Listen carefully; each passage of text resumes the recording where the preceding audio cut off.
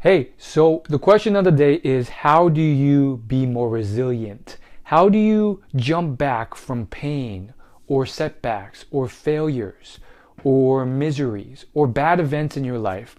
How do you deal with not getting depressed and staying in that depression when something you didn't expect or didn't want to happen occurs? Well, the answer I learned from this book and from other sources. I'm going to tell you a single concept, and I learned it from multiple different sources, but the main two sources that I learned it from, the first one is this book, Hustle. It's by Neil Patel, Patrick Vlasovitz, and Jonas Kofler. They're successful entrepreneurs. And I also learned it from a podcast called The Mating Grounds, which is hosted by a number of different hosts, but the main two hosts are Tucker Max and Dr. Geoffrey Miller.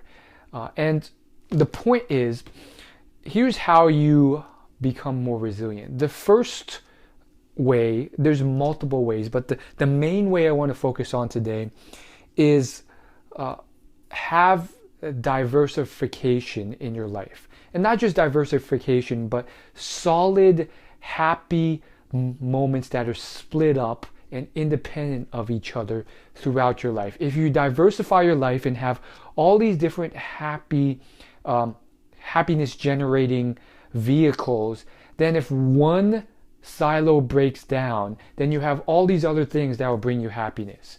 So for example, let's say your personal life isn't going so well. Maybe you have all these silos in there. So if your dating life isn't working out, then you have all these friendships you can attend to, and then you have all these fun activities and events that you can attend on top of that. And then on top of that, you have other areas outside of your personal life that also generate happiness. Maybe in your career or your business, you enjoy it so much that it just excites you. And on top of that, you have a charitable or volunteer or philanthropic part of your life where you're giving back to people, and that's bringing you a lot of happiness. And then on top of that, you're doing something in your free time that's bringing you a lot of happiness. Maybe it's video games, maybe it's something productive like fitness, maybe it's a sport like rugby, or maybe it's something else, and it could be all of these things. And so what happens is, if one silo breaks down, you have all these other things to support you, and the fall is not as great. And of course, you don't want to just leave that broken silo where it is. If, for example, your dating life is failing, of course you can start, let it fail, cry a bit, and then slowly rebuild that while the rest of your life is coming back together. And what most people do, or a lot of people who struggle with this, what they do is they only have this one thing, and that's the only thing that brings them happiness. And the rest of their life is pure crap. And because they only have that one thing, when it fails, everything spirals out of control and they're depressed. So for example, think of a guy who, he has no friends, he has no other fun activities, and nothing else going except for his career. And he's an athlete. And then one day he gets fired, or he gets let go because of something silly he did. Maybe he did illegal drugs, or maybe he just wasn't performing up to par and he was benched. And so in that situation, everything that matters to him has fallen apart. In fact, there's only one thing that mattered, and because that fell apart, his whole life becomes depressive, and he gets, chaotic and overly emotional and even suicidal because everything has ripped apart, because he has failed to build all these backup, independent departments of happiness and fun and resilience building activities. The one of the best things you can build if you want to start off is a network of friends.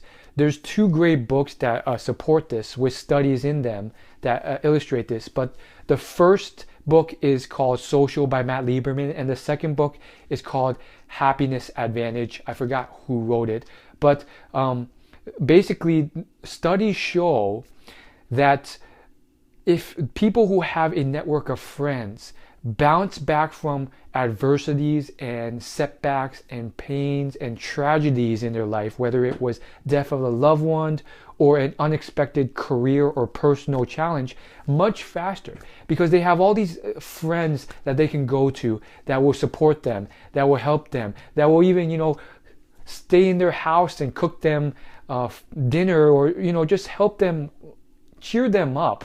Whereas if you're a loner, you kind of just, it's much harder to bounce back. So now you're probably wondering, okay, what if I just don't have any of this?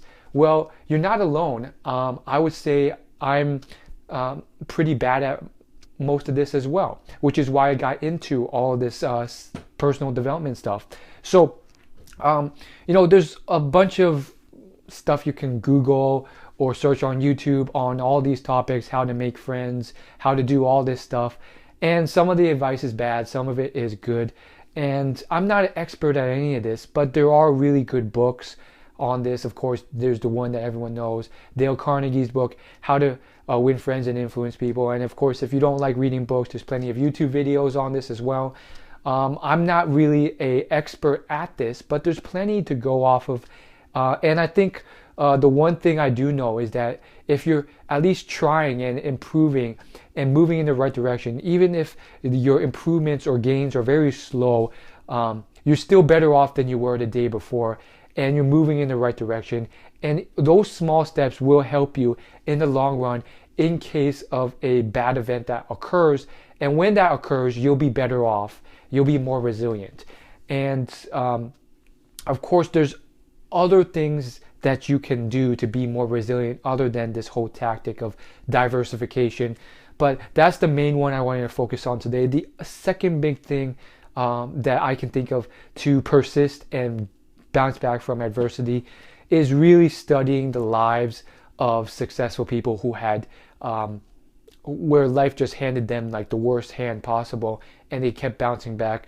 A few people to study. I like watching interviews of these people on YouTube. One is Sylvester Stallone. He had a pretty tough life. He was homeless. Another is the billionaire John Paul DeJoria. Another tough story. And another one's Chris Gardner. Of course, there's the movie The Pursuit of Happiness based on Chris Gardner's life. So those are three that I think are great to get started, and there's many more. And when you see these stories, you just think, wow, they just had it much tougher than I did. 10 times tougher, in fact. I have no complaints. And there's more and more and more if you just search it up. I mean, if you Google phrases like people who only succeeded after the age of 40 or 50, you'll find a bunch of people. You'll even find college dropouts, high school dropouts like Richard Branson, who are now billionaires. So it really does inspire you. And, it's not going to be easy. Like even with all this inspiration, you're still not going to just like instantly have $1 billion. It does require work, and you still have to go through a lot of struggles. But seeing all these people that have gone through them before you, it has really helped me, because before the internet and before we had access to all this information, like most people didn't know. There could have been all these people that could have inspired them, but they didn't, and they falsely believed that they were the first to go through such tough times, and it was obviously a lot more demoralizing. So hope that inspired you, and more so than inspired you, I would like to be more than just some motivational guy.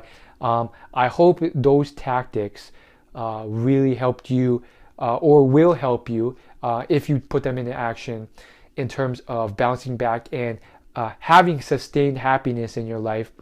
And they have helped me, and I just found them very, very insightful. So if you're new to this channel, go ahead and hit the subscribe button below to be subscribed to my YouTube channel for free video updates. And if you're a helpful person and you know someone who would be helped by this video, go ahead and share this with them. Other than that, that's it. I'll see you in the next video. Thanks for watching. Peace.